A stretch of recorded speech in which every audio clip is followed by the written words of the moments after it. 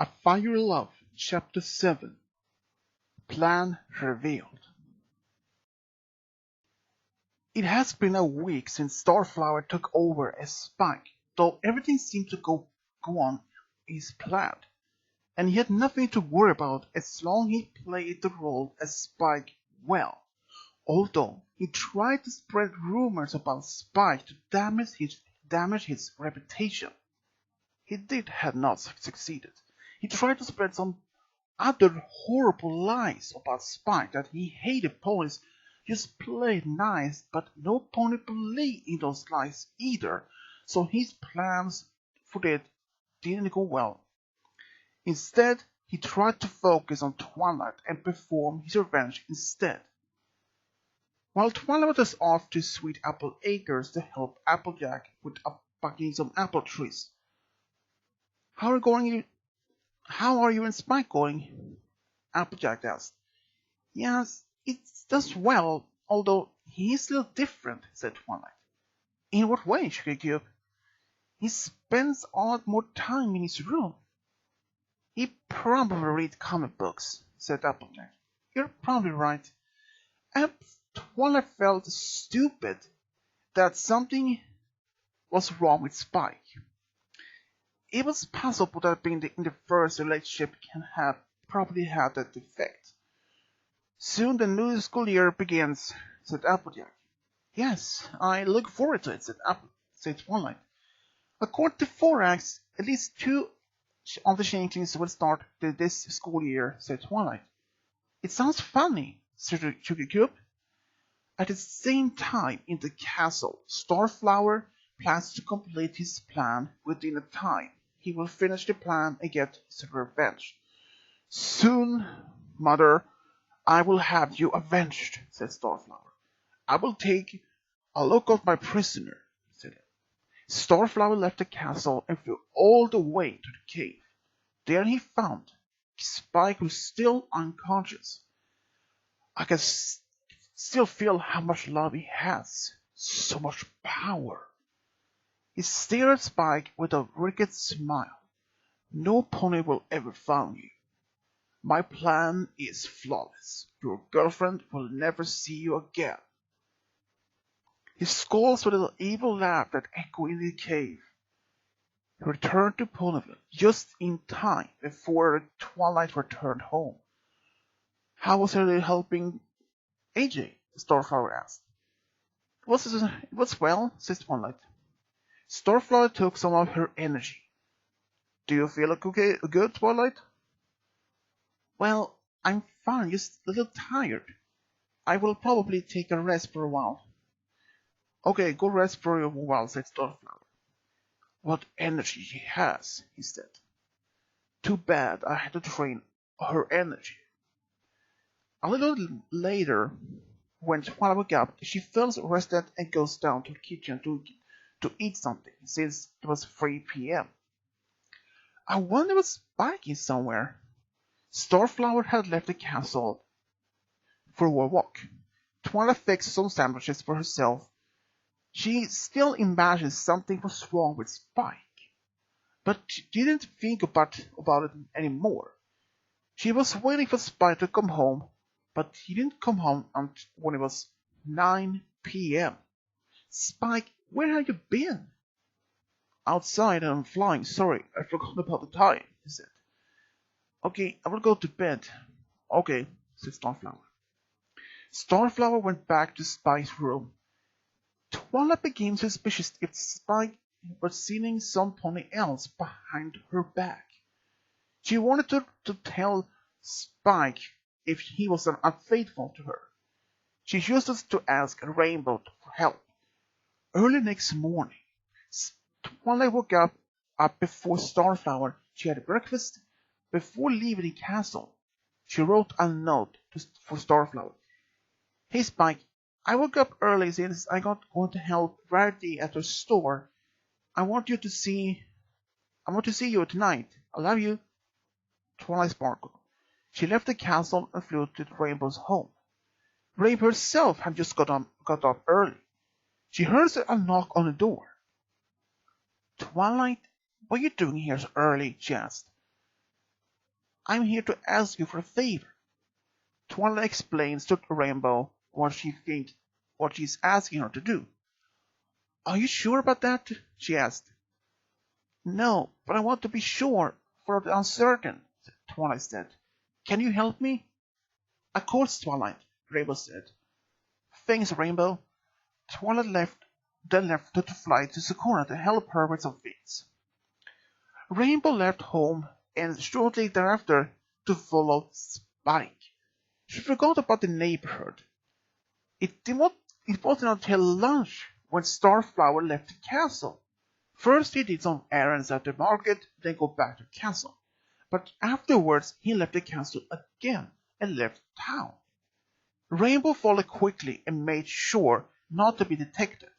She saw that he was flying to a cave. She followed him in and listened at a distance. Good, you're still here. Twilight suspects nothing is wrong, said Starflower. Soon I have drained all your love. Slowly, Rainbow walked forward and saw Spike in a cocoon. And Starflower turned from Spike to himself. Plus, they don't know I am Crystal's son, said he. Starflower ridiculously mocks at the echoes in the cave. Twilight has had to find this out, thought Rainbow. She was watching Starflower from a safe distance, even though that she wanted to go ahead and fight with him, but she knew she would have no chance alone. They will never find you here, or know that they were were you. Rainbow slowly walked out from the cave, and when she was out of the cave, she flew fast as she could back to Ponyville. Twilight had come home from Sakura when she saw her friends in the castle. What are you all doing here? She asked. Twilight, darling, there's something you have to know, said Rarity. Twilight sat down and started listening to her friends. That cannot be true. I'm afraid that is true, said Rainbow. We should do. But we have to be careful, said Applejack. Every pony is silent for a moment and looked at each other. How are we going to save him and catch Starflower? Asked Rarity. We catch him in the cave, said Applejack. It sounds like a good plan. Twilight feels both angry and sad, knowing that her Spike is a prisoner of Starflower. Tomorrow we leave for the cave after following him, said Applejack. Every pony was on the plan and should stay over at the castle to be ready the next day. When Starflower came home 2 hours later, he was astonished to see every pony was there in the castle. What are you all doing here? He asked. We are here for a new book club, Applejack said. You read the new Daring Do book, said Rainbow Dash. Okay, I am in my room if you need something, he said. He didn't suspect anything, but believed. Later at noon, Starflower was amazed that Twilight's friends were still there. They're going to sleep over. We don't spend much time anymore, said Twilight. Okay, I will go to bed early since it has been a long day. Okay, good night, Spike, said Chad. After he gone, every ponies were prepared to have their dinner. We go to bed early so we are ready at tomorrow, said Applejack. Yes, that is the best, said Twilight. After dinner, they sat in the library until 9 p.m. Then they went to lay down. Even Twilight couldn't fall asleep because of Spike. But she was ready to stop Starflower and save her beloved Spike. By midnight, she had fallen asleep. The next morning, they woke up and pretended to pretend nothing at all. Starflower still doesn't suspect anything. At lunchtime, Starflower left the castle, and Rainbow saw he was leaving town. He leaves it down, said Rainbow. Then we get ready. She gathered all her friends next to her and teleported to a place nearby. They saw the cave and sneaked in. Be silent and be ready for the signal, said Twilight. We will be ready, said Applejack. They sneak deeper into the cave and hear him. They hear Starflower, Starflower mocking. Your girlfriend is very blind. She can't see that I'm not the whale spy, says Starflower. And now I'm almost ready to take her love so I can save my mom from the turrets. We will be about that, said Twilight. Starflower turned around and saw Twilight and her friends standing behind him, looking angry. Release my spike now, or else, she said.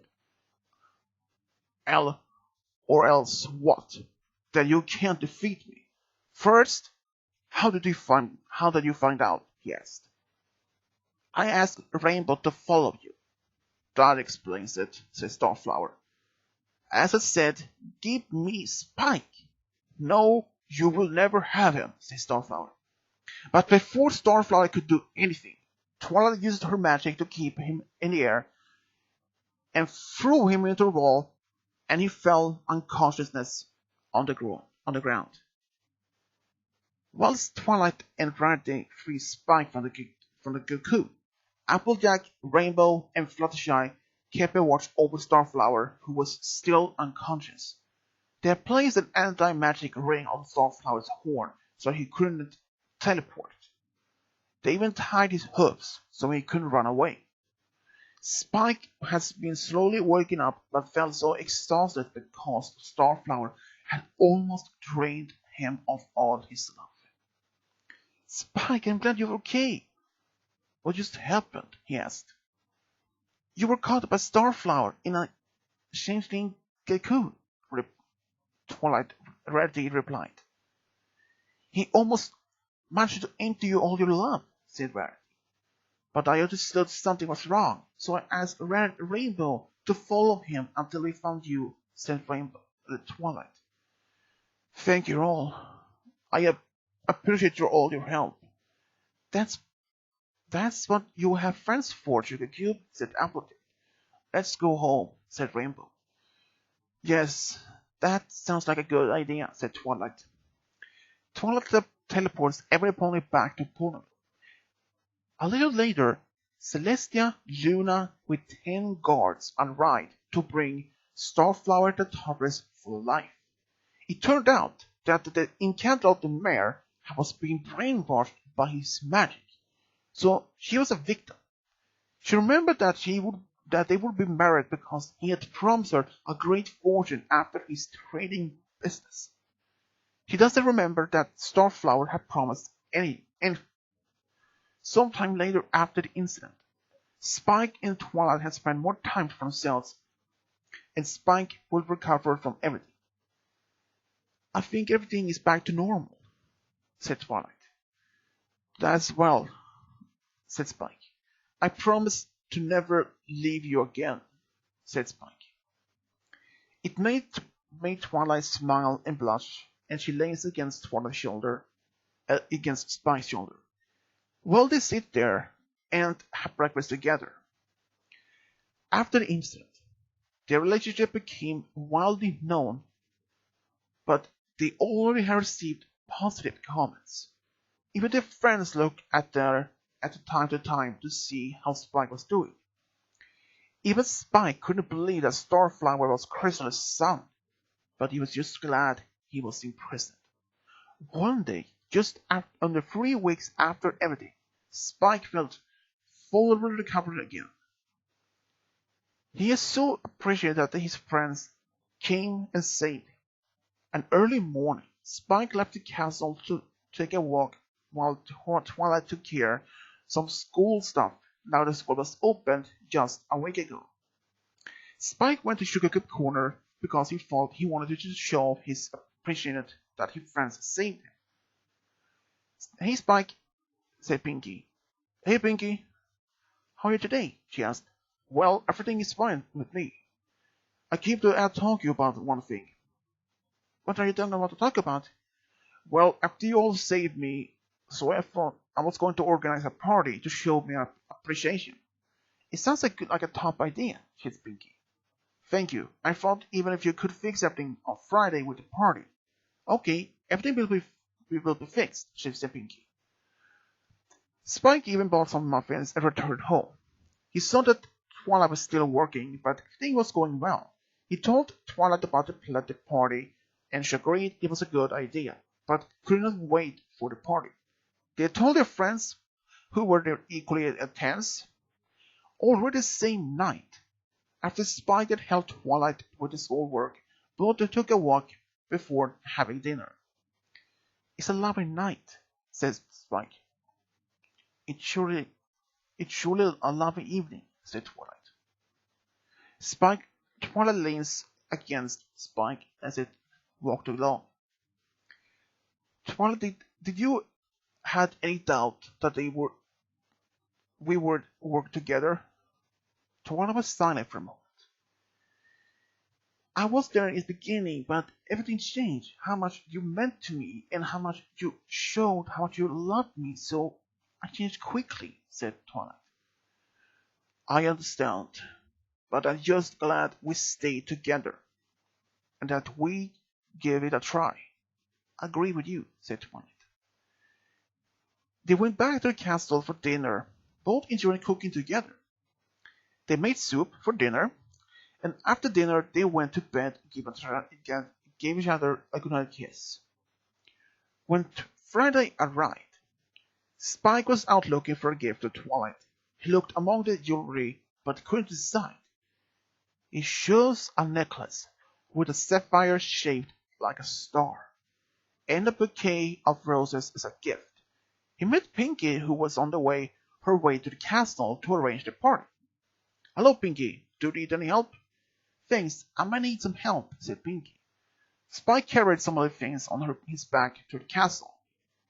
If you need more help, you can call to me, said Spike. Okay, said Pinky. Spike went to Twilight's room, where she was to read her new Daring Do book when she heard a knock. Come in, she said. I was going to see how you are, said Spike. I feel good. Spike walked up to her and sat down on the floor. At first, Spike didn't say anything but look at Twilight. I like being with you, said Spike. I love you to be with you too, said Twilight. Twilight leans against Spike, who smiles at her.